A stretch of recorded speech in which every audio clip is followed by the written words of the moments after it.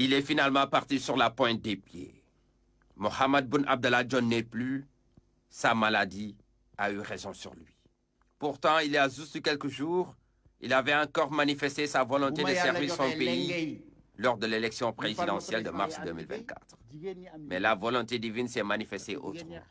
Et c'est en pleine campagne que le fils de Gossas était obligé de se retirer, car n'étant plus au meilleur de sa forme, nécessitant ainsi son évacuation vers la France pour des soins. Des soins qui n'auront pas finalement porté leurs fruits. Et c'est ce vendredi en plein Ramadan qu'il a rendu l'âme.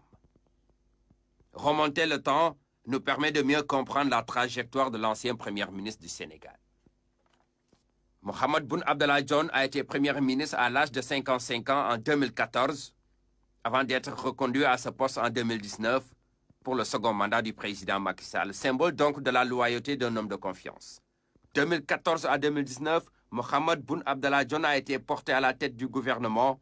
Cette longévité à la station primatoriale renseigne sur les relations entre les deux hommes.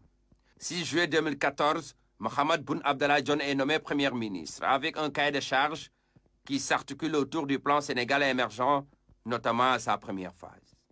Après 5 ans d'exercice, les résultats sont concluants. Plusieurs projets seront inaugurés par le président Macky Sall sous son règne. Parmi ceux-ci, on peut citer la construction de la nouvelle ville de Diamniadio avec ses sphères ministérielles.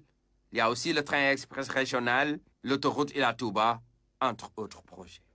2019, Mohamed Boun Abdallah Dionne répond encore à l'appel de la patrie pour participer à la construction d'un nouveau Sénégal, résolument tourné vers l'émergence. À 64 ans, son rêve de diriger le Sénégal ne se réalisera jamais. Le décret divin tombe ce vendredi 5 avril 2024, laissant derrière lui un pays orphelin d'un Premier ministre qui, de son vivant, aura marqué le Sénégal d'une trajectoire élogieuse.